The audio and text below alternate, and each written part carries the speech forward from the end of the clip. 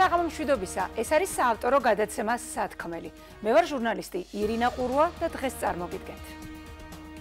დაპატიმრებული ჟურნალისტები, სამოქალაქო აქტივისტები, საპოლიციო რეიდი რუსთაველის გამზირის გასახსნელად. დასრულდება თუ არა ქვეყანაში სამოქალაქო წინააღმდეგობა, შემზღუდავი კანონებითა და მკაცრი სახელმწიფო პოლიტიკით. უმაღლესი განათლების რეფორმის სადავო მოდელი. ექსპერტების სფეროს გადახალისების აუცილებლობაზე თანხმდებიან, თუმცა შემოთავაზებულ ვარიანტს განათლების ევროპული სისტემისგან დისტანცირების მცდელობა დაფასებენ. რა საფრთხეები იკითხება რეფორმის სახელმწიფო ვერსიაში? გაუქმდება თუ არა მე-12 კლასი და შეძლებს თუ არა სკოლა მაღალი სტანდარტის საშუალო განათლების უზრუნველყოფას 11 წლის განმავლობაში. უმაღლესი განათლების 3+1 სისტემა, ერთი ქალაქი, ერთი ფაკულტეტი, უმაღლესი სასწავლებლების და კვლევითი საქმიანობის დაფინანსების ახალი მოდელი, საკადრო პოლიტიკის ცვლილება უნივერსიტეტებში. სად ხედავენ პოლიტიკურ მოტივს დარგის ექსპერტები? რა ხდება ქვეყანაში? საქართველოში მიმდინარე ყველაზე აქტუალური საკითხების ანალიზი გადაცემაში სათქმელი ირინა ყურვასთან ერთად.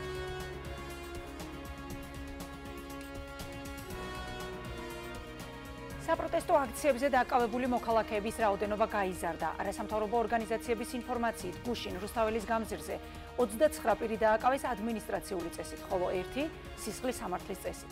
შინაგან საქმეთა სამინისტრომ კი გუშინ გითხრა, რომ ადმინისტრაციული წესი დააკავებული იყო აქციის 20-მდე მონაწილე უწყების განმარტებით, ისინი, ვინც უშუალოდ მონაწილეობდა გზის უკანონოდ გადაკეტვის მცდელობაში. სისხლის სამართლის წესით დააკავებული ახალგაზრდა ქალის შესახებ კი უწყებაში განაცხადეს, რომ იგი არ დაიმორჩილა სამართალდამცველთა კანონიერ მოწოდებას, საპატრულო პოლიციის ავტომანქანაზე ავიდა, შეურაცხყოფა მიაყენა სამართალდამცავი უწყების წარმომადგენლებს, მათ ღირსებას და მუნდირს, ასევე საზოგადოებას. ქვეყანაში გაიზარდა დაპატიმრებული ჟურნალისტების რაოდენობაც. პოლიციელებმა გუშინ ტროტუარიდან გაიტაცეს საზოგადოებრივი მაუწყებლის სამეურვეო საბჭოს წევრი ლიკა ბასილაია შავკულიძე. დღეს 14 დღიანი პატიმრობა შეუფარდეს აზერბაიჯანელ ჟურნალისტს ავგან სადიკოვს, რომელიც ასევე გუშინ დააკავეს, ისიც რუსთაველის გამზირზე. შინაგან საქმეთა სამინისტრო მას ბრალი გზის ხელოვნურად გადაკეტვაში დასდო. მე ვარ გულშემატკივარი ქართველი ხალხისა, რომლის უფლებებიც ირღვევა. მე ყოველთვის შევეწინააღმდეგები ივანიშვილს, რომელიც დიქტატურისკენ მოუწოდებს ქართველებს. ივანიშვილი მხარს უჭერს დიქტატურას, მე მხარს ვუჭერ ქართველ ხალხს, თქვა სასამართლო სხდომაზე სადიკოვმა. პატიმრობაში იმყოფებიან ტელეკომპანია ფორმულას ჟურნალისტები ვახო სანაია, ქეთა ციცქიშვილი და ცირა ჟვანია. საქართველოს პროკურატურა ინფორმაციას აფცელებს 4 ოქტომბრის საპროტესტო აქციის მიმდინარეობისას ჟურნალისტებისთვის პროფესიულ საქმიანობაში ხელი შეშლის ფაქტებზე 7 პირისთვის ბრალდების წარდგენის შესახებ. უწყების ცნობით 4 ოქტომბერს თბილისში ათონელის ქუჩაზე და მიმდებარე ტერიტორიაზე საპროტესტო აქციის მონაწილეებმა ციცაკის სპრეის შესხმისა და ფიზიკური ხელშეშლის გზით ჟურნალისტურ საქმიანობაში ხელი უკანონოდ შეუშალეს საზოგადოებრივი მაუწყებლის რუსთავი 2-სა და ტელეკომპანია იმედის გადამღებ ჯგუფებს. რუსთაველის გამზირზე მიმდინარე მოვლენებს არასამთავრობო ორგანიზაციების ნაწილი ეხმაურება. 17 ოქტომბრიდან დღემდე 70-მდე დემონსტრანტის დაკავებას ისინი რეპრესიულ კანონებს უკავშირებენ და თვლიან, რომ მათი მიზანია გამოხატვის თავისუფლების უფლებით სარგებლობის შეზღუდვა და ფაქტობრივად მოსპობაც კი. მოქალაქეების დაშინება და იძულება თავი შეიკავონ პროტესტში მონაწილეობისგან. თვით ცენზურის დონის გაზრდა კრიტიკული აზრის მქონე მოქალაქეებში. აქციების ორგანიზატორების და მონაწილეების სისხლის სამართლის დევნის ობიექტებად გადაქცევა. ნებისმიერი პროტესტის კრიმინალიზება. არასამთავრობო ორგანიზაციების ნაწილის მიერ გავრცელებულ განცხადებაში ხაზგასმულია, რომ დაკავებულები ისჯებიან მხოლოდ ერთი მიზეზით საქართველოს სიყვარულისა და თავისუფლებისადმი ერთგულებისთვის. რა ტენდენციები გამოიკვეთა გუშინდელი დაკავების დროს და კიდევ რა სამართლებრივ პრობლემებს აწყდებიან უკვე დაკავებული პირები და მათი უფლებადამცველები, ამაზე უფრო დეტალურად ჩვენ ამდენიმე წუთში ვიმსჯელებთ. ახალი დაკავებების ფონზე მნიშვნელოვანია ინფორმაცია პატიმარი ჟურნალისტის, მედია მენეჯერის მზია ამაღლობელის დაჯილდოების შესახებ. გუშინ 22 ოქტომბერს მზია ამაღლობელმა მიიღო სახაროვის პრემია აზრის თავისუფლებისთვის, ევროკავშირის ადამიანის უფლებათა უმაღლესი ჯილდო. ამ ბრძოლაში მტრები შიგნით არ უნდა ვეძებოთ, რადგან ერთადერთი მტერი რუსეთია და ისინი, ვინც მას ემსახურებიან, ამბობს მზია საპატიმროდან. პრიზთან დაკავშირებით კი მისი აზრი ასეთია. ეს პრიზი განსაკუთრებით მნიშვნელოვანი იქნება ჩემთვის, თუ ყველა, ვინც ამ ბრძოლაშია, ჩემი მამაცი კოლეგები, სინდისის პატიმრები, თითოეული მოქალაქე, ყველა, ვინც თავისუფლების ფასადაც კი აპროტესტებს უსამართლობას, ამ პრიზს თავისად მიიჩნევს. საქართველოს პარლამენტის თავმჯდომარე კი ამბობს, რომ სახაროვის სახელობის პრიზის ქართველისთვის გადაცემა ქვეყნის მტრობაში მისი მხილება უფროა, ვიდრე მისი დაჯილდოვება. როგორც შალვა პაპუაშვილმა განაცხადა, ევროპარლამენტის მიერ მზია ამაღლობელისთვის სახაროვის პრიზის გადაცემა წამქეზებლობად უნდა განვიხილოთ და შეგვიძლია მოვისმინოთ ახლა ეს კომენტარი.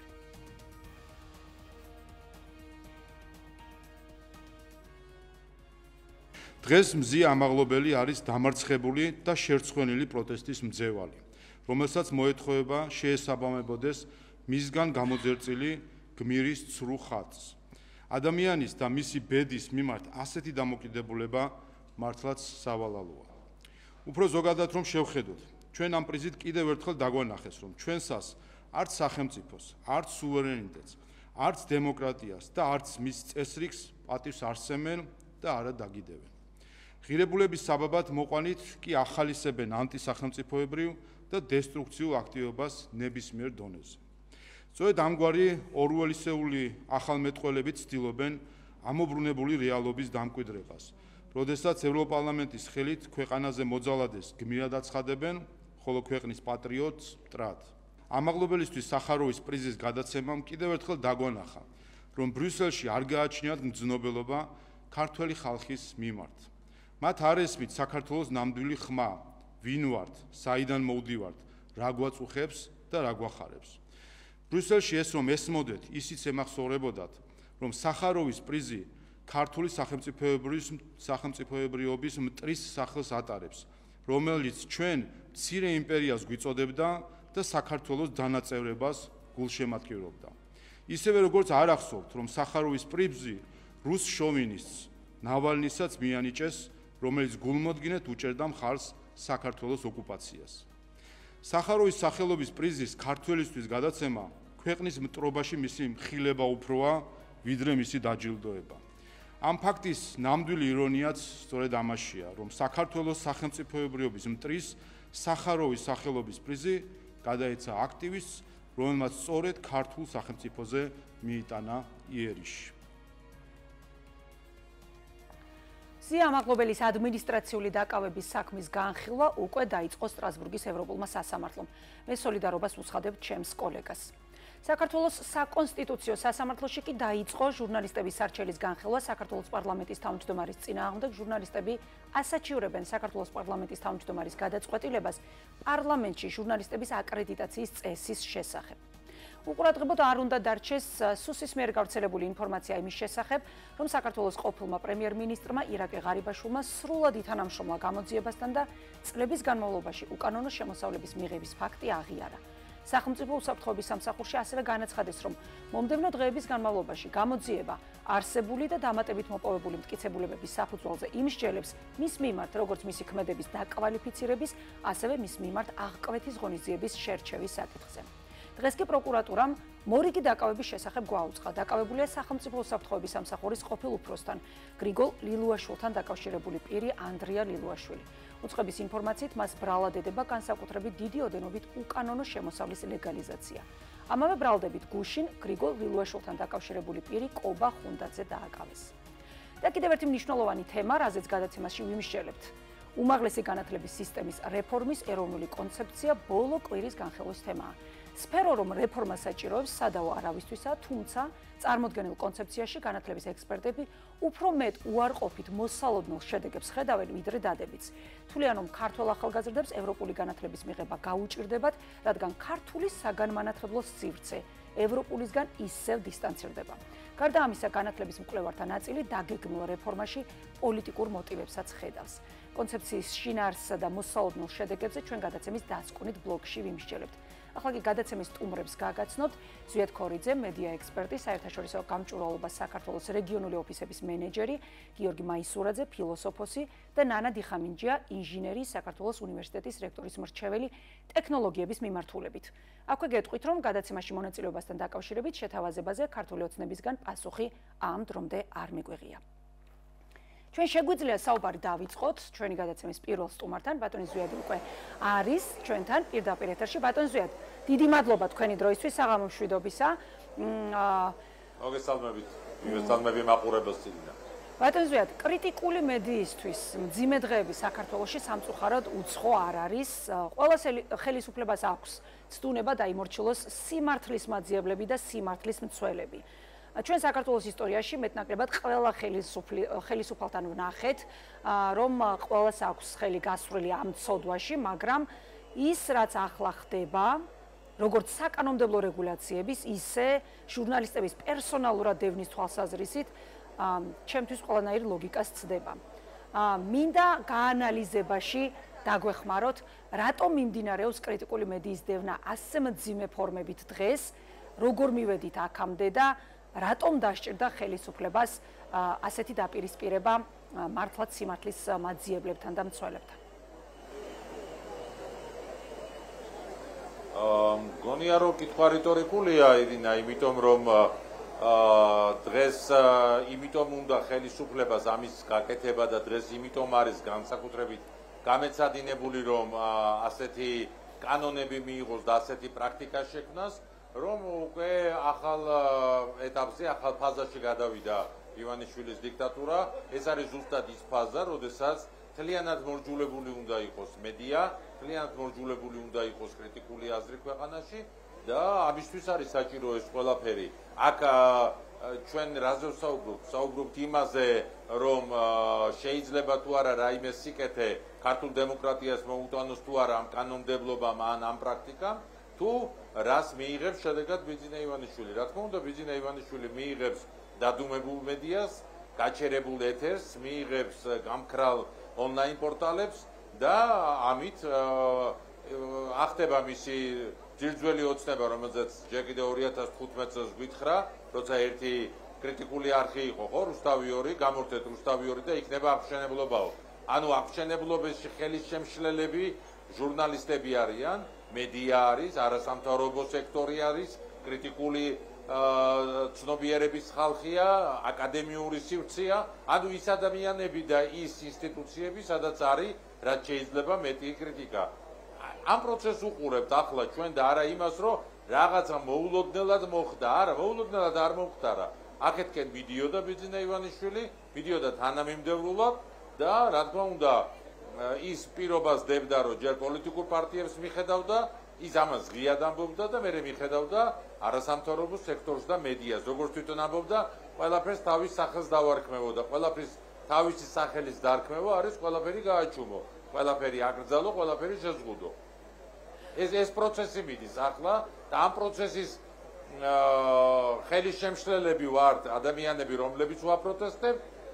ის ადამიანები, რომლებიც აპროტესტებენ და ჩუმად არიან, ისინი რეალურად არიან ხელშემწყობები ამ პროცესის და არის კიდე რაღაც ნაწილი ბიძინა ივანიშვილის მხარდამჭერები, რომლებიც ბოლომდე ცდილობენ, რომ აი კრიტიკული სივრცე საერთოდ მოისმოს ქვეყანაში.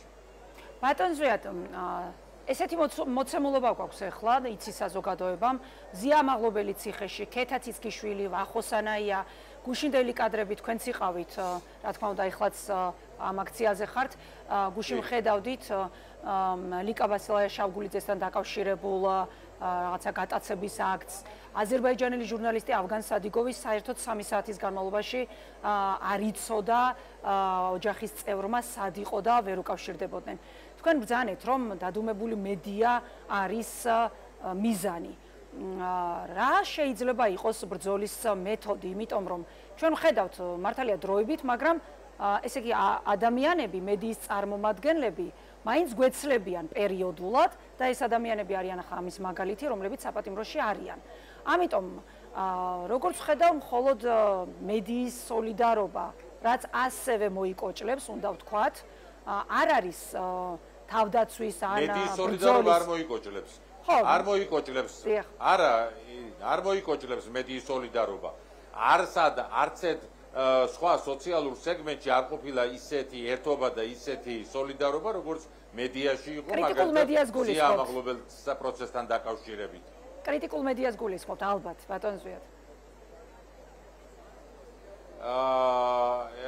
ისიც ძალიან მნიშვნელოვანია, რომ აი ამ პროპაგანდისტულ მედიებსაც, რომლებიც არიან სამწუხაროდ დღეს საქართველოში, სხვათა შორის მათაც კი უჭირდათ და რეალურად არაკეთებდნენ სიუჟეტებს. აი ყოველთვის ვიყავი დაკვირვებული, რომ მზია ამაღლობელის სასამართლო პროცესთან დაკავშირებით იმედი მაგალითად საერთოდ არაკეთებდა სიუჟეტს. თითქოს არ ხდებოდა არაფერი, მაგრამ იმიტომ კი არაკეთებდა, რომ მალავდა, იმიტომ აკეთებდა, რომ იმათაც კი უჭირდათ ამის გაკეთება, იმიტომ რომ ისინიც ამ ქალაქში ცხოვრობენ და ამ საზოგადოებაში არიან და მართლა ვერ გადალახეს ეს ბარიერი თორემ განა როგორ არ უნდათ, მაგრამ დღეს დაირაზმენ, მაგრამ დღესაც დააკვირდით პოლიტიკოსების კომენტარებით გადიან ფონს, პოლიტიკოსების კომენტარებით და თუ მათ მიაჩნიათ, რომ მზია ამაღლობელი არ არის რეპრესიების მსხვერპლი, მზია ამაღლობელი არ არის ძალადობის მსხვერპლი, არ არის მასზე მისი წამების მსხვერპლი, ხო? მაშინ ღიად უნდა ილაპარაკონ რა არის, რასთან აგვაქვს საქმე, ხო?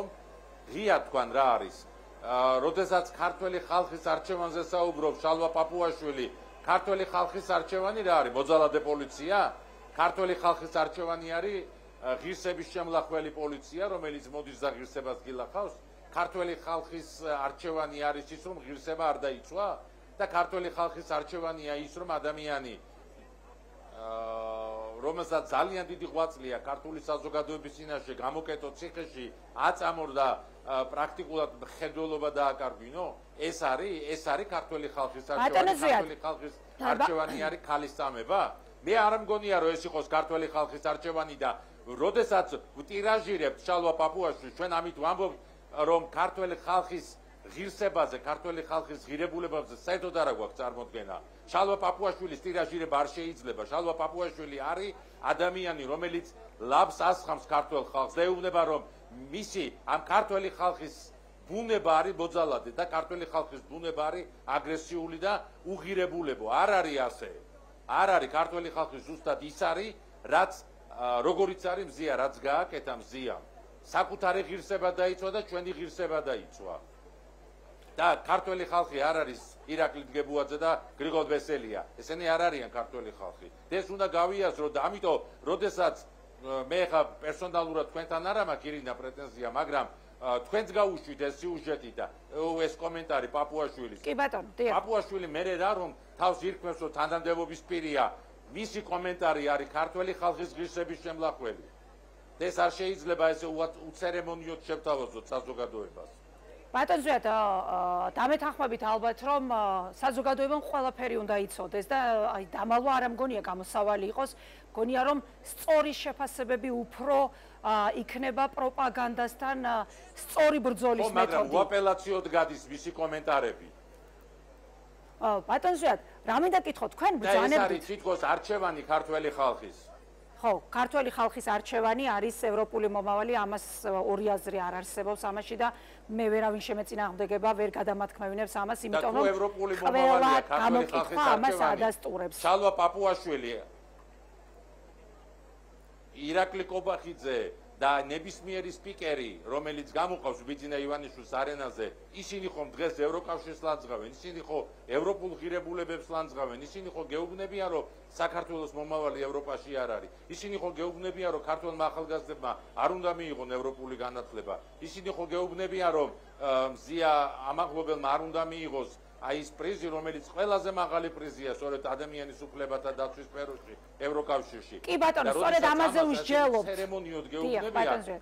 კი ბატონო, ამაზე ვისჯელობთ, ჩვენ ცხადია. ამაზე უნდა ვიმსჯელოთ და რა შეიძლება უნდა იყოს. კი ბატონო, ბატონო, თქვენ ბრძანდებით ეხლაც რუსთაველზე ვხედავთ და ეხა კადრი იყო თქვენს უკან ადამიანმა ამ აქციის მონაწილემ ევროკავშირის დროშით ბანერი აჩვენა ჩვენს კამერას და ჩვენს აუდიტორიას რუსთაველი გილოცავს მზიაო იყო ასეთი მიმართვა. სამწუხაროდ მე ვერ დავინახე, მაგრამ ხო, თქვენ ზურგით ბრძანდებოდით, მე დავინახე და ჩვენმა მაყურებელმა. ბატონო, აი პოლიციელების მხრიდან თქვენ უშუალოდ უყურებდით რა ფორმები არის ხოლმე გამოყენებული და ძალიან მძიმე სანახავია. მე არ მინდა გამოვყო აქ პროფესიული წრე ან ექიმი ან ჟურნალისტი, მაგრამ ძალიან ხშირად ვუყურებთ, რომ ისეთი ძალადობრივი ქმედებებია, რაღაცა რეიდებია გამოყენებული, თითქოს ნებისმიერი დაკავებული ადამიანი განსაკუთრებით საშიშია ხელისუფლებისთვის. თქვენ ნაწილობრივ კი ისაუბრეთ, რომ ეს არ არის ჩვენი არჩევანი, მაგრამ აი რატომ რითი აიხსნება ისინიც ხომ ადამიანები არიან, ისინიც ხომ საქართველოს მოქალაქეები არიან და მათაც გააჩნიათ საკუთარი აზრი. რითი აიხსნება მათი ასეთი ძალადობა პოლიციელების მხრიდან, რასაც ვუყურებთ დაკავების პროცესში? პოლიციელები ამ შემთხვევაში ხომ თავის პროფესიულ მოვალეობას არ ასრულებენ. მათი პროფესიული მოვალეობა არის საზოგადოებრივი წესრიგის დაცვა და არა ადამიანებზე ნადირობა. ადამიანებზე ნადირობა არის ფუნქცია, რომელიც მათ დააკისრა ბიძინა ივანიშვილმა. ირაკლი დგებუაძემ რაც გააკეთა ბათუმში, ეს არ არის პოლიციელის მოვალეობა. ეს არის უღირსებო ადამიანის პოზიცია და უღირსებო ადამიანის აქციელი. ეს არ არის პოლიციელის მუნდირი. და როდესაც ირაკლი დგებუაძე და ეს დგებუაძეები, რომლებიც ბლომად იდგნენ გუშინ რუსთაველზეც და ადამიანებზე ნადირობდნენ, ეს არ არის მათი ვალდებულება. ეს ვალდებულება მათ დააკისრა ბიძინა ივანიშვილმა და ჩვენ ეს უნდა გავიაზროთ. და ჩვენ უნდა ვთქვათ, რომ ეს პოლიციას დასახსნელია ამ კლანჭებისგან.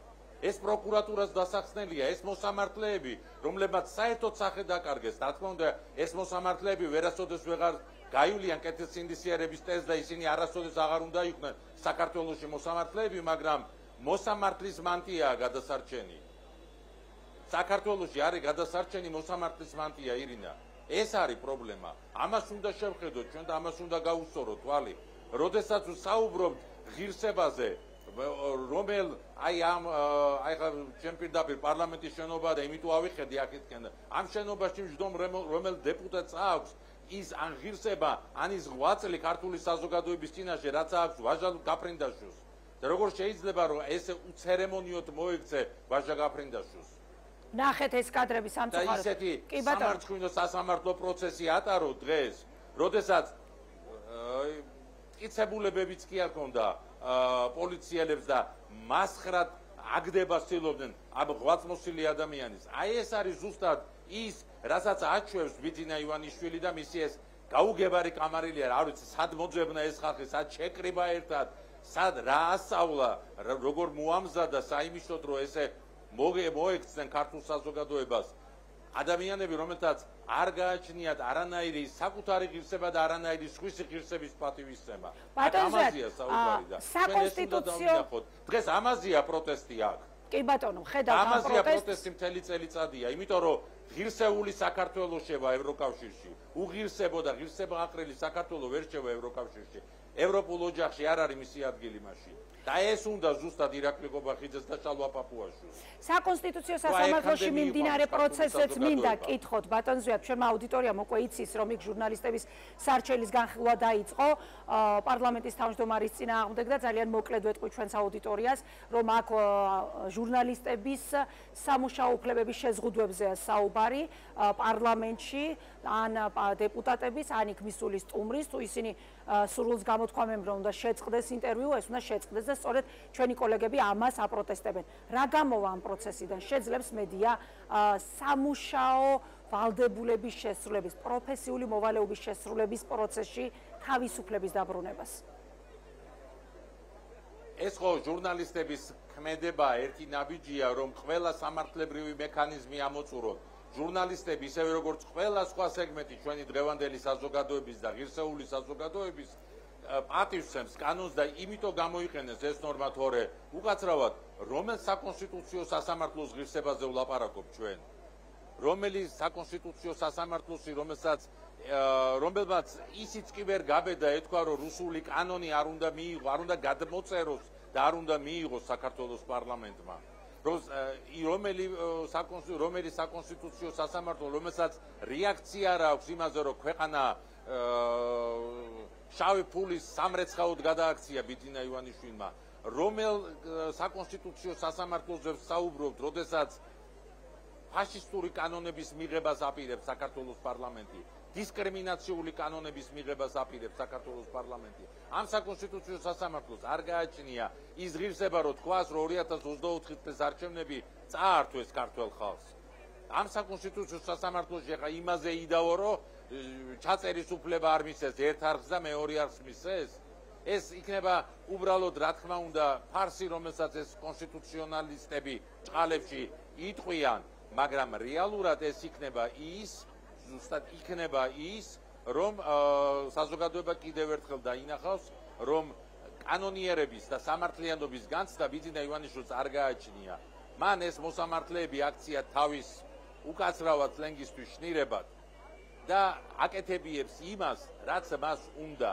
საკუთარი უფლებები მაინც ეს ადამიანები კანონს არ ისწავლენ. გონია რომ უნდა დავიცვათ, უნდა ვიბრძოლოთ ბოლომდე ყველამ. ბატონო ზედ, ბოლო კითხვა მექნება ასეთი, წამოგვეწია ჩვენ ეს არის ერთადერთი, ეს არის ერთადერთი. კი ბატონო, აი ბოლო კითხვაც მინდა მოვაწყოთ. გამოსავალი არის ეგ. კი ბატონო. წამოგვეწია ჩვენ ახალგაზრდა იურისტთა ასოციაციის დღევანდელი ანგარიში, თქვენთვის არ იქნება უცხო, რა თქმა უნდა, ის დასკვნები და მიგნებები, რაც ჩაიწერა აქ, ის დარღვევები, მაგალითად პატიმრობის შეფარდება დაუსაბუთებლად, არასადანაოდო მოპყრობის შემთხვევები, დაცვის უფლებების შეზღუდვა. მოკლედ ამ ორგანიზაციამ 300 სასამართლო პროცესი და 79 ბრალდებული საქმე შეისწავლა. რას აჩვენებს, თქვენ ახლა როგორც გამჭვირვალობის, საერთაშორისო გამჭვირვალობის წარმომადგენელს გეკითხებით, რას აჩვენებს ეს ტენდენციები, რა მდგომარეობა გვაქვს დღეს, რომ შევაჯამოთ, რა ქვია ამ პროცესებს და დაგემშვიდობებით ხედავთ, რომ პროცესები დღეს არასამთავრობო სექტორმა გააკეთა განცხადება. დიახ. კი, ირინა, დღეს არასამთავრობო სექტორმა გააკეთა განცხადება და ამ განცხადების პათოსი არის ის ზუსტად, რომ ბიძინა ივანიშვილს და ქართულ ოცნებას ეშინია ადამიანების, რომლებსაც აქვთ პროტესტი. ეშინიათ ადამიანების, რომელსაც უნდა თავისუფლება და უნდა სამართლიანობა. ეშინიათ ადამიანების, რომელსაც უნდა ევროპა და ევროპულ სივრცეში საქართველოს განვითარება. ეს არის ყველაფერი ის რაც ხდება და ბიძინა ივანიშვილს ეს ეშინია, შესაბამისად ასე იქცევა შეშინებულად ეს პოლიციაც, ეს პროკურატურაც და ეს სასამართლოც. ეს რეპრესიული მანქანა, რომელიც ლეგიტიმური რეპრესიული ძალაა, რომელიც ჩვენი ნებართვითაა სახელმწიფოს გადაცემული, ეს ბიძინა ივანიშვილის კეთილი ნება არ არის. აი ბიძინა ივანიშვილმა მიიტაცა ეს რეპრესიული მანქანა და დაგვიპირისპირა ჩვენ როგორც ავტორიტარიზმის რეპრესია და ეს უბრალოდ ქართულ საზოგადოებას არ უნდა და იმიტომ გრძელდება ეს პროტესტი. აი ეხლა ვხედავ როგორი უკვე მანქანების მანიფესტაცია არის რუსთაველზე. მხოლოდ ადამიანები აღარ დგანან აქ, რომლებიც აპროტესტებენ. ბატონო ზვია, დიდი მადლობა თქვენი დროისთვის. მადლობა რომ მოპასუხეთ ჩვენ შეხვედრებს. დიდი მადლობა თქვენ და როგორც გვაფრთხილებს მზია ბრძოლა ბოლომდე. მადლობა თქვენ. ზვიად ქორიძეს უსმენდით, საერთაშორისო გამჭვირვალობა საქართველოს რეგიონული ოფისების მენეჯერსა და მედია ექსპერტს. ვიდრე შემდეგ სტუმართან გადავალთ, მე აქვე კიდევ ერთხელ გავიმეორებ, რომ გადაცემაში არ მონაწილეობს ქართული ოცნება. რა თქმა უნდა, არგუმენტირებული დებატი, კონტრარგუმენტი აქ ძალიან საინტერესოა, იმიტომ რომ მხოლოდ ჟურნალისტის პოზიციონირება იმასთან დაკავშირებით, რომ ხელისუფლების წარმომადგენლები ცხადია, არ ეთანხმებიან კრიტიკოსებს და კრიტიკოსები ხშირად ძალიან ხისტი არიან შეფასებაში. ეს არ ნიშნავს იმას, რომ რომელიმე მხარის კომენტარი ეთერში არ უნდა გავიდეს, ამიტომ დაბეჯითებით მინდა კიდევ ერთხელ გითხრათ, რომ ყველა გადაცემაში ვეპატიჟებით ქართული ოცნების წარმომადგენლებს, თუმცა უმეტეს შემთხვევაში სხვადასხვა მიზეზით ისინი გადაცემაში მონაწილეობაზე უარს გვეუბნებიან. ძალიან საინტერესო იქნებოდა მაგალითად მოსმენა, ვიცით რომ დებატების ფორმატზე კატეგორიული უარია, მაგრამ ძალიან საინტერესოა საზოგადოებისთვის განსხვავებული აზრის მოსმენა ცხადია. ჩვენ შეგვიძლია გადავიდეთ ჩვენს მომდევნო სტუმართან, ბატონი გიორგი მაისურაძე, ფილოსოფოსი, უკვე არის ჩვენთან ეთერში. მოგესალმებით, ბატონი გიორგი, მადლობას გიხდით, რომ გვითმობთ თქვენს დროს. თავდაპირველად ასეთი კითხვა მინდა დაგისვათ. აი რუსთაველი იყო ეხლაც ფონად ბატონ ზვიად ქორიძის და ჩვენი მაყურებელიც ხედავდა, რომ დღესაც შეიკრიბნენ იქ ადამიანები. თუმცა გუშინ იყო მცდელობა და ჩვენ დავინახეთ, რომ აქციის მოქალაქეებმა ტრადიციულად ვეღარ შეძლეს გზის გადაკეტვა და ისინი ისე გაფანტეს, რომ საავტომობილო მიმოსვლა იქ აღდგა. თქვენი შეფასება როგორია? აი რატომ არის დღეს მნიშვნელოვანი აქციების შეწყვეტა რუსთაველზე ხელისუფლებისთვის? აი რატომ ებრძვის პოლიცია აქციის მონაწილეებს ასე დაუნდობლად? აი ხელისუფლებისადმი კრიტიკულად განწყობილი ადამიანები ქუჩის გადაკეტვას თუ ვერ შეძლებენ, ამით სადმე გაქრება ეს სამოქალაქო პროტესტი? მოგესალმებით პირველ რიგში და მადლობას გიხდით მოწვევისთვის, აი პირდაპირ საქმეზე რომ გადავიდეთ. აქ ჩვენ ისევ და ისევ რაც მოვასწარი ბატონ ზვიადის ლაპარაკები მომესმინა, რა თქმა უნდა ეს არის ტიპიური გამოვლინება ავტორიტარიზმი მყარდება საქართველოში სამწუხაროდ და საუბედუროდ და აი ამ ფონზე იცით აი დაკავებებს გულისხმობთ ბატონ გიორგი? დაკავებებიც და ზოგადად ახალი კანონი. ამას იმიტომ გეკითხებით, რა თქმა უნდა, ყოველჯერზე პროკურატურაც, შემდეგ სასამართლოც ამ ადამიანებს დამნაშავეებად ცნობს და ბრალდებულების შემდეგ მსჯავრდებულად გადაიქცევიან და კი ბატონო, არიან პატიმრობაში. ხო, ამიტომ ყველაფერს ჭირდება პასუხი და ამიტომაც რა თქმა უნდა, და თქვენ კითხვას რო გავცე ზუსტი პასუხი, ამაზე გუშინ მოხდა ძალიან მნიშვნელოვანი ამბავი, გუშინ მოხდა ქალბატონ მზია ამაღლობელისთვის სახაროვის პრემიის გადაცემა. ანუ იცით რა არის, ჩვენ ბოლო 1 წელიწადზე მეტია მთელი მსოფლიო რუკიდან ხრებით პირდაპირ გაგებით. თუ მოგვიხსენიებენ კიდე და ვახსოვართ და საქართველოს ხსენება მიდის მხოლოდ ნეგატიურ კონტექსტში.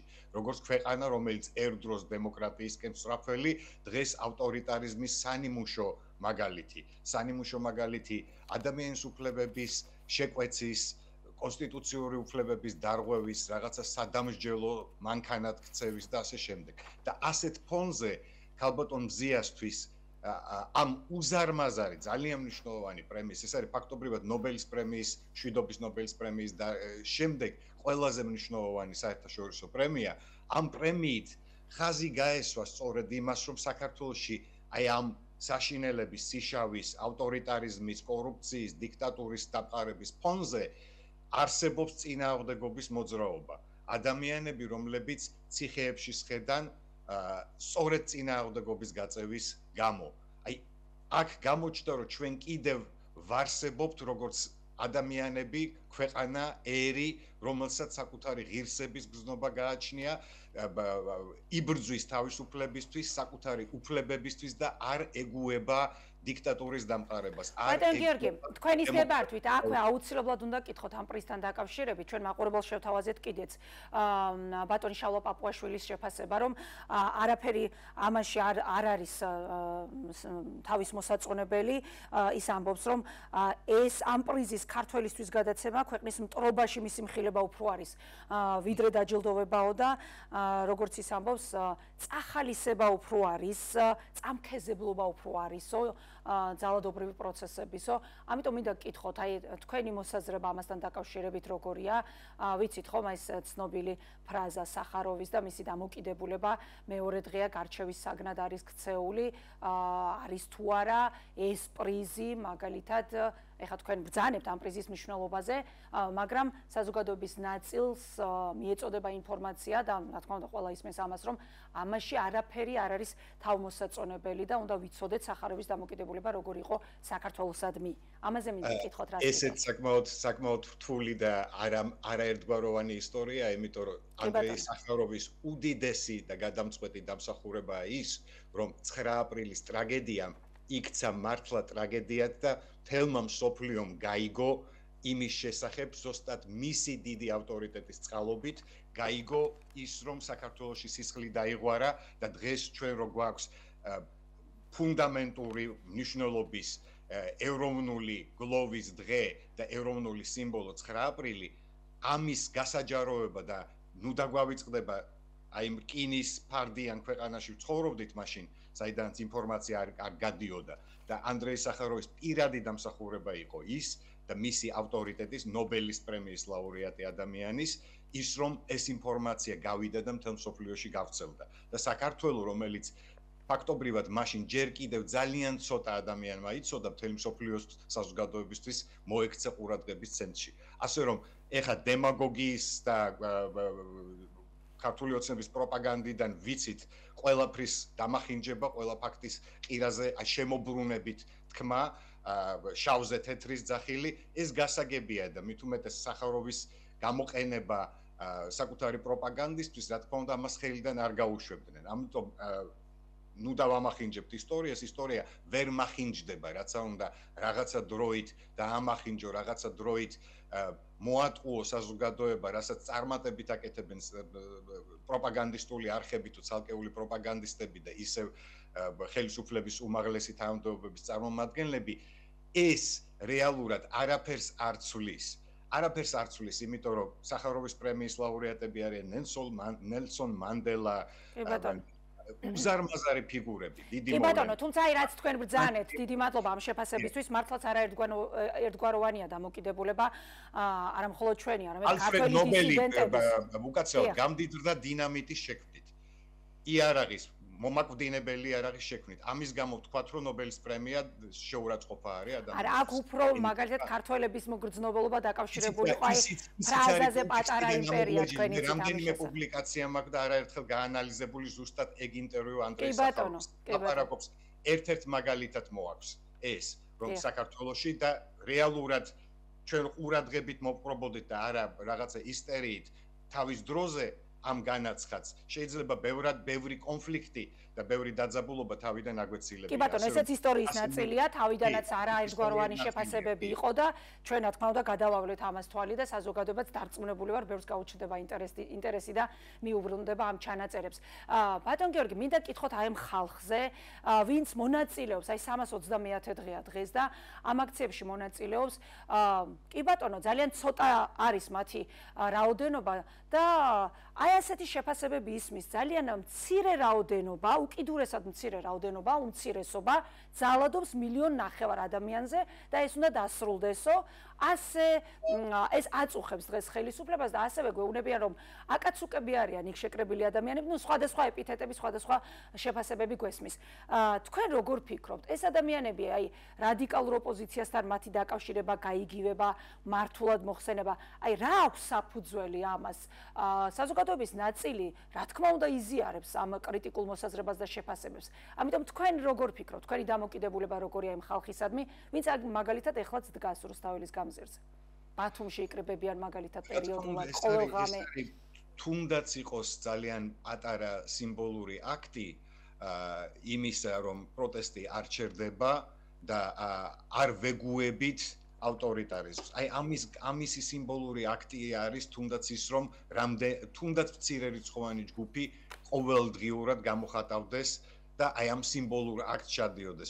ჩვენი ცხოვრება, პოლიტიკური ცხოვრება, საზოგადოებრივი ცხოვრება ნებისმიერი სფერო შედგება სიმბოლური აქტებისგან და ესეც არის ერთ-ერთი სიმბოლური აქტი. სიმბოლური აქტი ზუსტად იმისა, რომ პროტესტი არ გაჩერებულა, ვისაც ფიზიკურად შეუძლია ეგ არ გულისხმობს, რომ მარტო 300 თუ 500 ადამიანი აპროტესტებს დღეს საქართველოში. ვიღაცებს ფიზიკურად არ შეუძლიათ, ვიღაცებს რა ვიცი 1000 სხვადასხვა პრობლემა აქვს, რომელიც თქვათ ამ ყოველდღიურ რიტმში საკუთარ დამოკიდებულებას ქუჩაში გამოსვლით ვერ გამოხატავენ, მაგრამ ეს არის გარკვეული ტიპის დელიგირება იმ ათეული ათასობით ადამიანის, რომელიც საჭიროების შემთხვევაში გამოდის კიდევაც ქუჩაში და აპროტესტებს. მიუხედავად აი ამ ყოვლა დრაკონული კანონმდებლობისა, საქართველოს ყველანაირი ნიშანი დემოკრატიის და სამართლებრივი სახელმწიფოსი დაკარგა. ჩვენ რა ვიცი უკვე უსწრებთ სტატისტიკით მოსახლეობის რაოდენობის და პოლიტპატიმრებისთან მიმართებაში გაუსწარით რუსეთს, გაუსწარით რა ვიცი, ანუ მართლა ესეთი უკვე აღიარებულ ტოტალიტარულ რეჟიმებს უსწრებთ უკვე ჩვენი აი ამ რეპრესიული სისტემა. ბატონო გიორგი, თუმცა ისიც ფაქტია და ჩვენი საზოგადოების არც თუ ისე მცირე ნაწილი, მართლაც როგორც ხელისუფლების წარმომადგენლები აფასებენ, არ ემხრობიან მაგალითად თუნდაც რუსთაველის გამზირის გადაკეტვას. მათ გონიათ, რომ ის პოლიტიკა, რასაც ჩვენი ხელისუფლება დღეს აწარმოებს, არის საქართველოში მშვიდობის გარანტი და ასე შემდეგ. ესეც რეალობა და ესეც ფაქტია. ამიტომ საზოგადოება გარკვეულწილად აი ეს გაყოფილი რო არის დღეს, ეს არ არის ახალი. აი გამოსავლის ძიებაში ვართ სულ. თქვენ როგორ ფიქრობთ, რა არის გამოსავალი? ხა შეიძლება პოლიტიკური კონტექსტი არ ჩადოთ ან პირიქით ჩადოთ ამ პასუხში, მაგრამ თქვენ როგორ უყურებთ? აი როგორ შეიძლება დასრულდეს ეს პროტესტი და არა მაგალითად პოლიციელების მხრიდან რაღაც სისასტიკის გამოვლენით? მე ვგულისხმობ ეს სხვადასხვა აზრი, ერთმანეთთან დაპირისპირებული ნაწილი საზოგადოებისა. გამოსავალს რაში ხედავთ?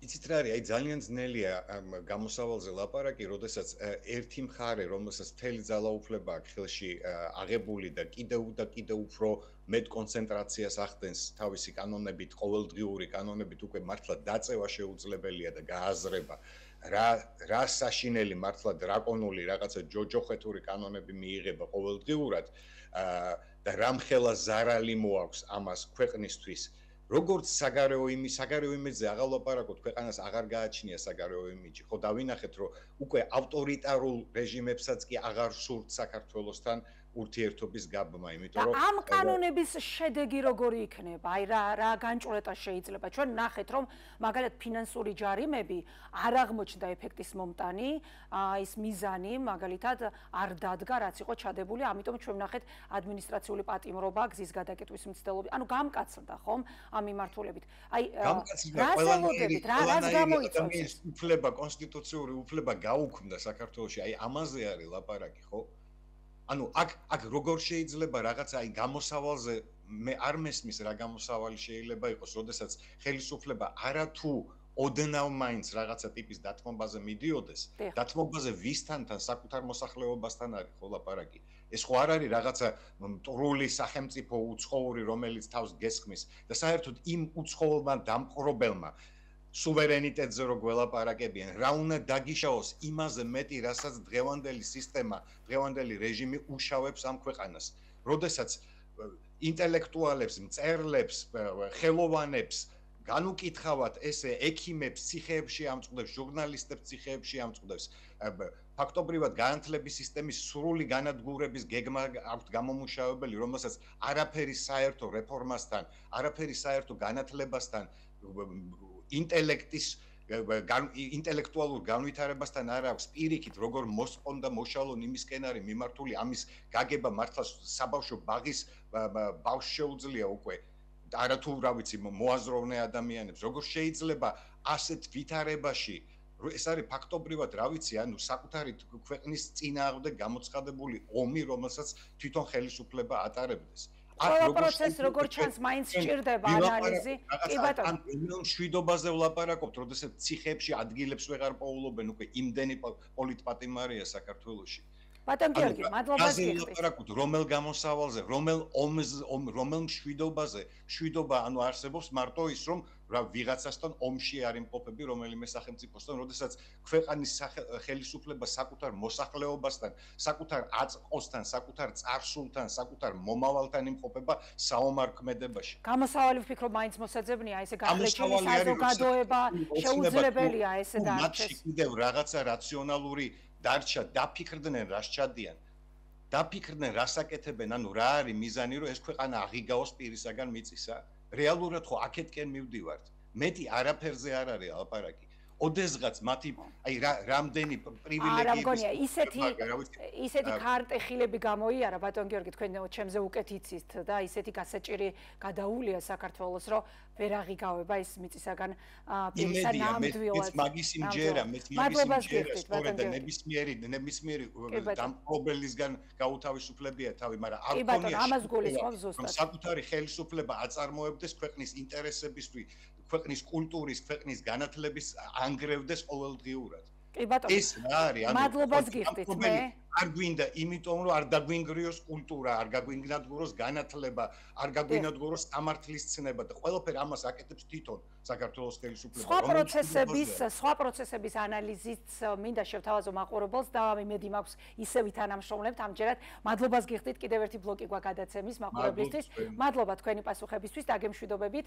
ეს იყო გიორგი მაისურაძე, გახლავთ ფილოსოფოსი. ახლა კი ჩვენ უმაღლესი განათლების სისტემის რეფორმის ეროვნულ კონცეფციაზე უნდა ვიმსჯელოთ. დაგეგმილ რეფორმას განათლების მკვლევართა ნაწილის უარყოფითი შეფასებები მოყვა ბოლო ერთი კვირა ეს არის განხილვის თემა ექსპერტები თვლიან რომ ქართული საგანმანათლებლო სივრცე ევროპულს ისევ შორდება ქართველი ლექტორმასწავლებლები კი პოლიტიკური ინტერესების სამიზნეები შეიძლება გახდნენ საქართველოში სტუდენტების 85%-ზე მეტი უმაღლეს განათლებას დედაქალაქში იღებს რაც დედაქალაქის ჭარბ დატვირთვას და ახალგაზრდების აქტიურ მიგრაციას იწვევს რეგიონებიდან თბილისში წერია უმაღლესი განათლების სისტემის რეფორმის კონცეფციაში.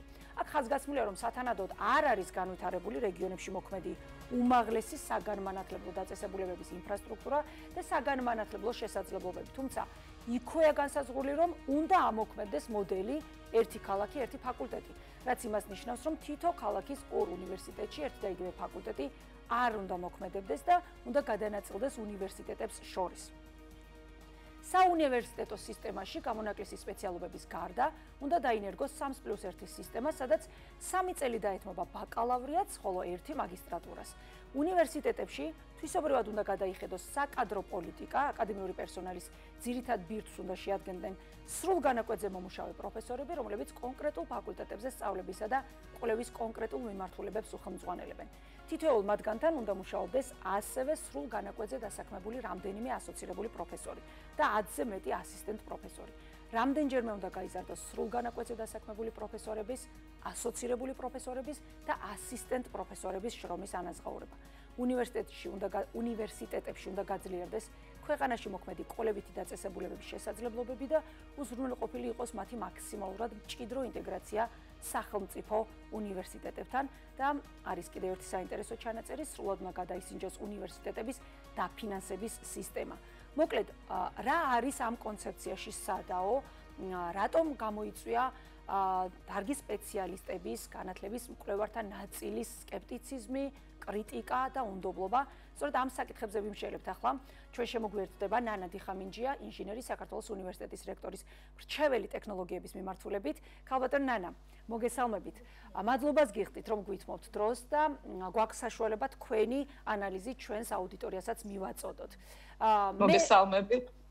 მადლობა თქვენ. მადლობა მოწვევისთვის. კი ბატონო, ძალიან მოკლედ შევახსენე პრინციპში ჩვენს აუდიტორიას ეს აქტუალური თემა, რომელიც ბოლო ერთი კვირა მართლაც განხილვის ცენტრალური საკითხია.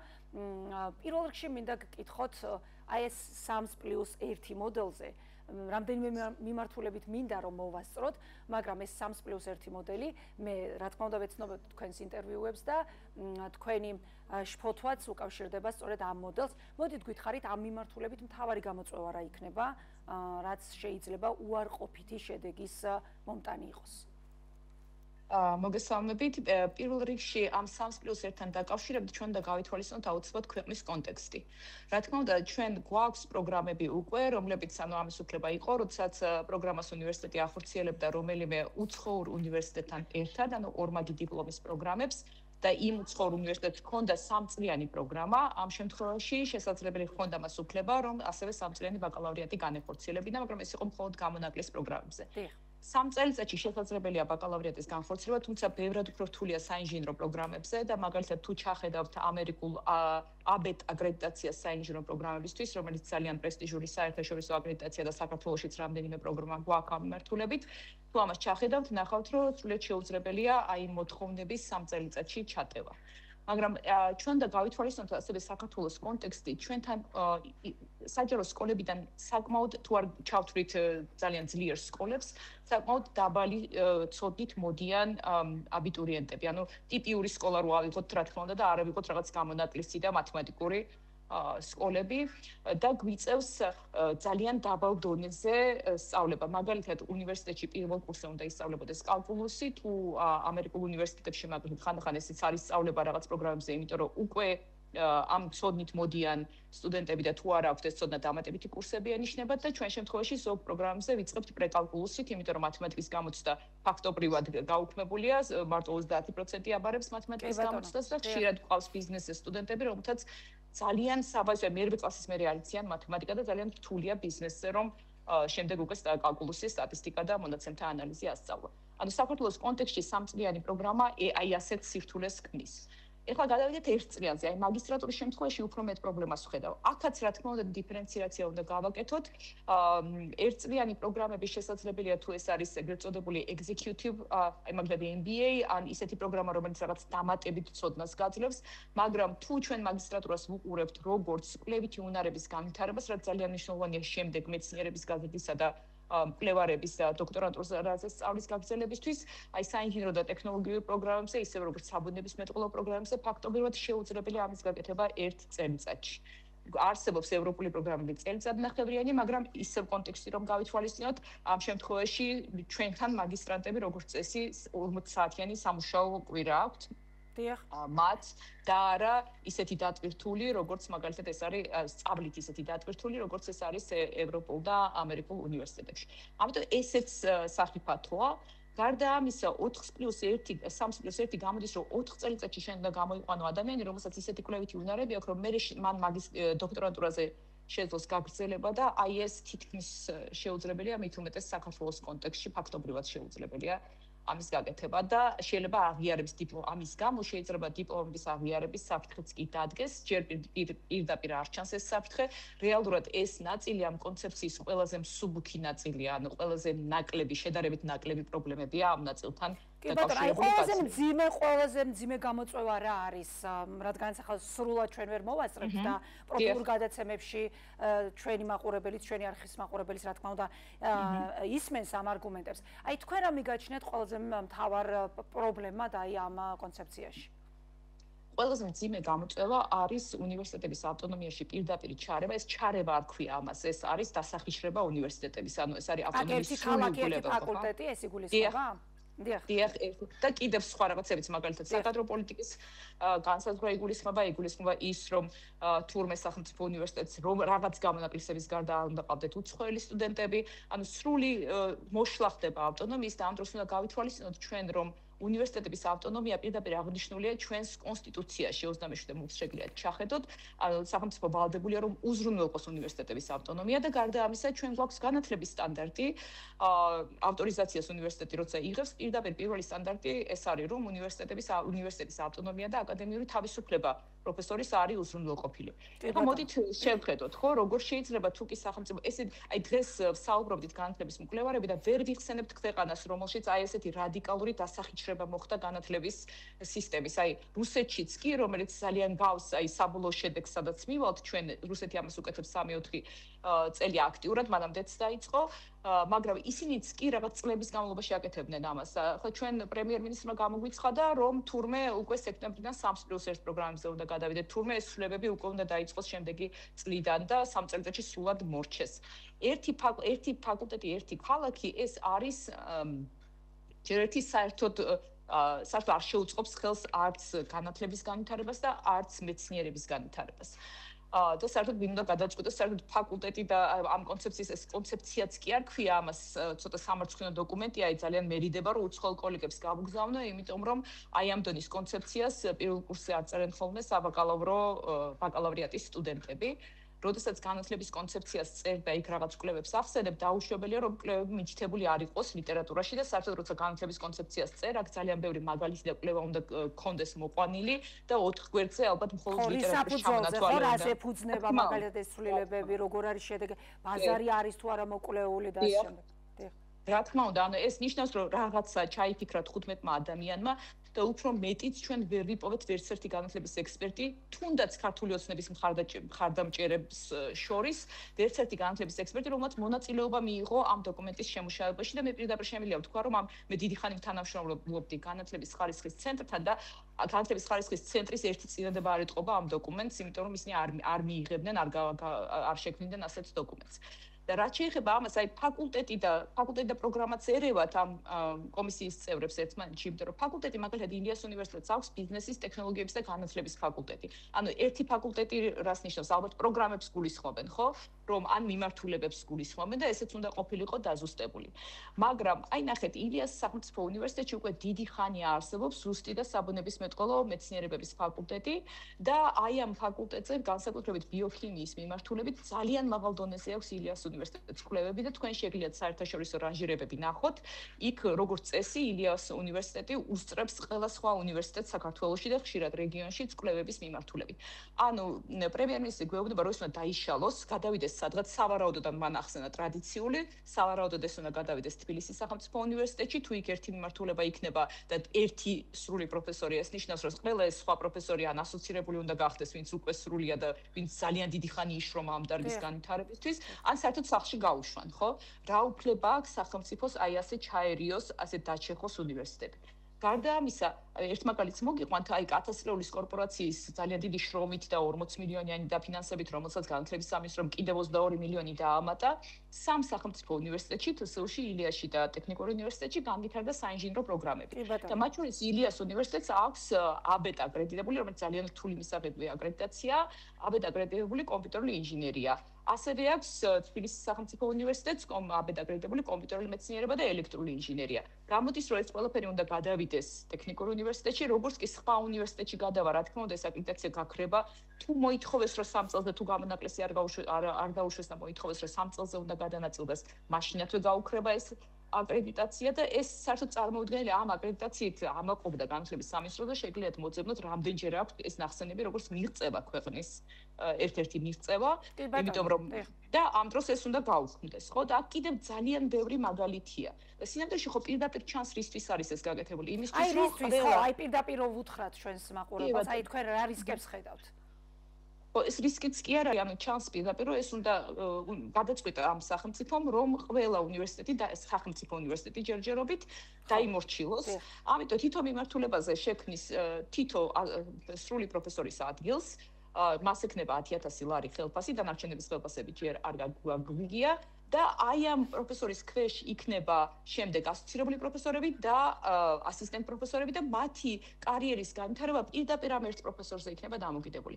ეხლა სრული პროფესორი, რომელსაც ეს სახელმწიფო თვითონ აირჩევს და ექნება 10,000 ლარი ხელფასი, რა თქმა უნდა, ის პირდაპირ გახდება თავრობის მორჩილი, ხო? და ის პირდაპირ ეცდება, რომ ქვემოთ აკონტროლოს მის ქვეშ ეს რამდენიმე, არ ვიცი, რამდენის გამოდის, ხო, მინიმუმ 12 ადამიანი. ანუ ფაქტობრივად არ დარჩება უნივერსიტეტში აკადემიური პერსონალი, რომელიც გაბედავს ხმის ამოღებას, იმიტომ რომ ის მაშინ აქვე დაკარგავს სამსახურს.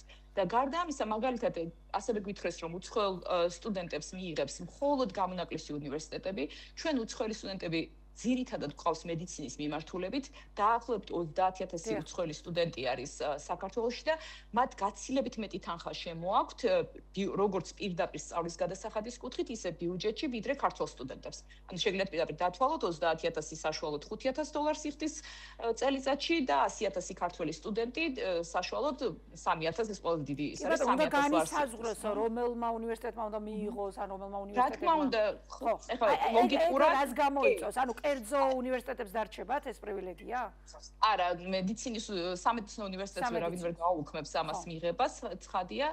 გარდა ამისა და მარტო ერთი იქნება თბილისში, რომელსაც ეს დარჩება, სახელმწიფო უნივერსიტეტს და გარდა ამისა ქუთაისმა დაამატა ქუთაისის საერთაშორისო უნივერსიტეტმა დაამატა მედიცინის პროგრამა და როგორც ჩანს, მათ ისედაც უჭირდათ, მათ ფაქტობრივად არ ყოლიათ უცხოელი, სულ რამდენიმე უცხოელი სტუდენტი ყავდათ ამ 4 წლის განმავლობაში და როგორც ჩანს, უნდათ ეს ნაკადი იქეთ გადაიტანეს. ეს არის სულთად ფულის კონტროლი, ხო? ილიას უნივერსიტეტს მაგალითად 800 სტუდენტი ყავს დაახლოებით თუ არ ვცდები და საკმაოდ დიდი შემოსავალი აქვს და თავისი ფული აქვს, თავისი ფული როცა აქვს უნივერსიტეტს, ეს ნიშნავს, როცა არ არის სრულად სახელმწიფოსა დამოკიდებული, ეს ნიშნავს, რომ ის ბევრად უფრო სწორად ვითარდება და ბევრად უფრო თამამია პროტესტის კუთხით, რაც ამას მოუხსნიან. ასევე დაკარგავს ამას თბილისის სახელმწიფო უნივერსიტეტი, დაკარგავს არ ვიცი ტექნიკურს რამდენი ყავს უცხოელი სტუდენტი და რეალურად ეს არის გარდა ამისა არ უნდა დაგვაწყოს, რომ მთავრობასთან დაახლოებულ ბევრ პირს აქვს კერძო უნივერსიტეტი, ან თანამფლობელია, ან რექტორია და ეს ბიზნესიც რაღაცნაირად ესე გადანაწილდება, იმიტომ რომ საკმაოდ ძალიან დიდი ბიზნესია რეალურად ეს უცხოელი სტუდენტების მიღება. კი ბატონო, რადგან გამონაკლისებიც ახსენეს, მზაობა გამოთქვეს იმასთან დაკავშირებით, რომ ეს იქნება მსჯელობის საგანი და პროფესიონალებს მოიწვევენ და აზრს დაეკითხებიან, ამიტომ ჩვენც გვექნება საშუალება მივადევნოთ თვალყური და სხვა რაკურსითაც დავანახოთ, რა ვიცი, დათმობები თუ მიღწევები თუ რა შეთანხმებაც იქნება მიღებული, ხო? აუცილებლად მინდა მოვასწროთ ქალბატონო ანა, ის მე-12 კლასი, იმიტომ რომ მე-12 კლასის მოხსნა გულწრფელად რომ ვთქვათ, ჩვენს ირგვლივაც ალბათ თქვენს არ ვიცი, გაიგებდით ამის შესახებ, მშობელთა ნაწილი იძახდა, რომ ეს მე-12 წელი არის აბსოლუტურად ხელოვნურად. თუმცა ჩვენ ძალიან კარგად გვესმის, რომ ევროპული განათლების სისტემაში ინტეგრაცია სხვანაირად წარმოუდგენელი იყო და ის, რასაც ახლა გვეუბნებიან, რომ ვისაც უნდა ევროპული განათლება, აი მე-12 კლასს დაამთავრებინებს უცხოეთში. ნუ ეს ხო გამონაკლისების პრივილეგია იქნება. და ჩვენ ასევე მოვისმინეთ, რომ ბოლონის პროცესთან არანაირი კავშირი არ აქვს ამ პროცესებსო, მაგალითად ბრიტანეთს 13 წლიანი მოდელი აქვს და ეხლა რა ვქნათ 13 წელი ვასწავლოთ ამ ბავშვებს სკოლაშიო და ასევე ამ კონცეფციაში მაგალითად ანუ განათლების მინისტრის მაგალითად ერთ-ერთ ინტერვიუში მოვისმინე, რომ შეიქმნება ისეთი მოდელი, სადაც 11 წელიწადში სკოლამ უნდა უზრუნველყოს მაღალი სტანდარტის სრული ზოგადი განათლების მიწოდება მოსწავლეებისთვის. აი როგორ წარმოგიდგენიათ, რამდენად რეალისტურია ეს ყველაფერი რო გავითვალისწინოთ, მატერიალური ბაზა, პედაგოგების მომზადების დონე და ასე შემდეგ. ჩვენ ასევე გვახსოვს, როგორ გვიხაროდა ეს მე-12 კლასი და თვითონ ხელისუფლების წარმომადგენლებთან ერთად ვზეიმობდით იმას, რომ ეს იყო ევროპულ საგანმანათლებლო სივრცეებთან ინტეგრაციის ძალიან დიდი შესაძლებლობა. ეხლა უკვე ვხედავთ, რომ რაღაცა მიგრაციის ხელშეწყობასთან ხელშეწყობაზე დავიდა თითქოს მნიშვნელობა ამ ყველაფრის. რას ფიქრობთ ამაზე? მე მგონი ბევრი კითხვას თქვენ თვითონ გაიცით უკვე კითხვაში პასუხი, იმიტომ რომ მართლაც ზუსტად ესეთი მთელი რიგი პრობლემები არის, ჯერ ერთი თუ მე-18 კლასში არ დადიან, ეს ნიშნავს, რომ არც ერთ სკოლას ავტორიზაცია არ ეკუთვნის, რაც ნიშნავს არ დადის მთელი წელი მოსწავლე და დიპლომს აძლევ, ეს არის პირდაპირ განათლების სტანდარტის დარღვევა. მეორეც, აი წარმოიდგინეთ, მე-11 თქვათ არ დადიან და ეს ხო საშინელებაა, რომ მხოლოდ 3 საგანში ემზადებიან, ხო რეპეტიტორთან ძირითადად, ანუ 95%, ვინც არ მიდის მაგალითად ფიზიკა, ბიოლოგია, ქიმია, მედიცინაზე და ძალიან ცოტა მიდის. ანუ რეალურად ემზადებიან დაახლოებით 70%, როგორც მე დავთვალე ამ მიღებაზე, ამ ეროვნულ გამოცდებზე, სწავლობს ქართულს, ინგლისურს და ისტორიას და დაახლოებით 30% სწავლობს ქართულს, ინგლისურს და მათემატიკას. როგორც ისეთ სუდად სწავლობს ამას რეპეტიტორებთანაც, იმიტომ რომ ერთ წელიწადში ისტორია შეიძლება დაიზეპირო და მათემატიკას ვერ დაიზეპირებ. ისეთ სუდად სწავლობს, რომ აქედან აი ყველაზე მეტი ჩაჭრა გვაქვს ბარიერს, უმარტივესია მათემატიკის გამოცდა და ბარიერს ვერ ლახავს, კიდე რაღაცა აქედან რაღაც 5%. ანუ ესეც სავალალო მდგომარეობა, ანუ რას მეუბნებიან ახლა ჩვენ რომ თურმე მე-12 კლასში ეს მთელი რაღაცა 6-7 საგანი რო არის, აქედან მხოლოდ 3 საგანი სჭირდება მოსწავლეს და თურმე ყველა მშობელი ისეთი მდიდარია, რომ რეპეტიტორთან უნდა ატაროს შვილი. ჯერ ერთი რეპეტიტორთან დადიან ის ბავშვები, რომლებიც უნივერსიტეტში სწავლას არ აგრძელებენ. ხო, უკაცრავად აგრძელებენ, მაგრამ კიდევ ხო აგრძელებენ, მაგრამ კიდევ ხომ ყავს ჩვენ მოსწავლეები, რომლებიც არ აგრძელებენ უნივერსიტეტში სწავლას, მათ ხომ უნდა მიიღონ სრულფასოვანი განათლება. ამაზე ხო ვართ შეთანხმებული, რომ სტანდარტით განსაზღვრული ეროვნული სასწავლო მიზნებით განსაზღვრული განათლება უნდა მიიღოს. თან თუ დავაკვირდებით დღეს მდგომარეობას, როგორ იცვლება, როგორ სწრაფად იზრდება საჭირო ცოდნა, ხო? აი მე მაგალითად ჩემს სფეროში მუდმივად სწავლა მიწევს, რომ არ ჩამოვრჩე და ასე დაჭირდება ნებისმიერ ადამიანს, იმიტომ რომ ჩნდება უამრავი ტექნოლოგიური ინსტრუმენტი, რომელიც რიგითმა ადამიანმა თუ მას მისი გამოყენება არ შეუძლია, იქნება როგორც აი წერა-კითხვა რო არ იცოდა, თქვათ მე-20 საუკუნის დასაწყისში. და ეს იქნება ძალიან დიდი პრობლემა. მესამეც, როცა ამას მშობლები ამბობენ. ესე იგი, რა გამოვა ახლა, თუ მე-12 კლასი მოიხსნება, ისევ რეპეტიტორებთან ხომ დაატარონ ეს ბავშვი, შეუძლებელია რომ სკოლის განათლება ერთ წელიწადში შეცვალო. ანუ ისევ უნდა ატარონ რეპეტიტორებთან. ესე იგი, ამ ბავშვებმა ან მე-11 კლასი გახდება, მე-12-ავით და მე-11-ის მასალასაც ვერ ისწავლიან, ხო? ან გამოვა, რომ აი ესე დაწირთულად 7 გაკვეთილს უნდა დაესწროს სკოლაში და მერე კიდე 3 საათი უნდა იარონ რეპეტიტორებთან და ეს ნიშნავს, რომ დამატებით ვერცერთ რაღაცა პროექტს, პროგრამას, რომელიც დღეს ძალიან მნიშვნელოვანია, მათ შორის უცხოეთში, არა მარტო უცხოეთში სწავლის გასაგრძელებლად, არამედ იმიტომ, რომ სხვადასხვა უნარები შეიძინოს ადამიანმა, ნიშნავს, რომ ამას ვერაფერს ვერ გააკეთებენ, ხო? და აი მთელი რიგი ის რომ ნუ ეს ხო საერთოდ დაცინვა იყო რომ უცხოეთში გაუშვი მე-12 კლასში როგორ გაუშვებ ან უნდა გაუშვა ბორდინგ სკულში რომელიც ძალიან ძვირი ღირს სადღაც 40,000 ევრო დაიწყება ევროპაში და ამერიკაში 120,000 დოლარამდე ადის ვის აქვს ეს ფული ამდენი ფული თუ აქვს მშობელს მაშინ აქ გაუშვებს კერძო სკოლაში ხო და ეს კერძო სკოლების ფასებიც იცით, ანუ ნახეთ რა მოხდება კერძო სკოლებს ისინი ვერ შეეხებიან, იმიტომ რომ კერძო სკოლებს აქვს საერთაშორისო აკრედიტაციები, IB, ამერიკული უმაღლესი სკოლა, ან კემბრიჯი დაახლოებით ესენია ხოლმე, ამას ისინი ვერ შეეხებიან და გამოვა რომ მდიდრების შვილები 12 წელი ისწავლიან, უფრო მზად მივლენ, მარტივად გააგრძელებენ უცხოეთში განათლების მიღებას, გაცილებით უფრო მეტი შანსები ექნებათ. გაცილებით უფრო მომზადებულები შევლენ უნივერსიტეტში და ძალიან დიდი განსხვავებაა, ვინც მზად შედის უნივერსიტეტში, იმათ შორის, ვისაც აკლია ცოდნა და ეს უთანასწორობა ძალიან გაიზრდება. და რა თქმა უნდა, ახლა ბოლონიის პროცესში ეხლა თქვენ ამ მე-12 კლასის პირდაპირ არ არის, თუმცა ხელს უწყობდა, იმიტომ რომ აღიარება იყო უფრო მარტივი, ბევრად უფრო მარტივი და ახლა გართულდება. მაგრამ ბოლონიის პროცესიდან ჩვენ სავარაუდოდ ამოვარდებით ზუსტად უნივერსიტეტების ავტონომიის დარღვევის გამო.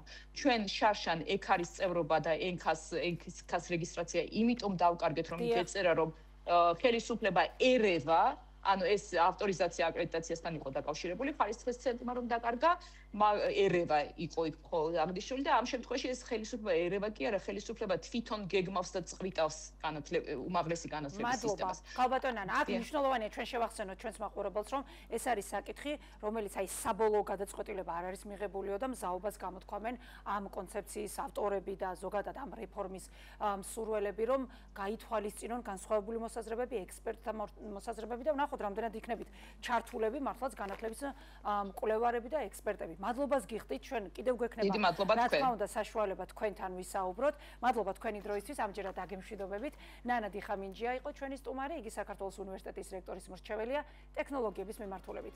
ასეთ იყო დღეს ჩვენი სათქმელი, მადლობა რომ გვიყურეთ, მომავალ ხუთშაბათს შევხვდებით.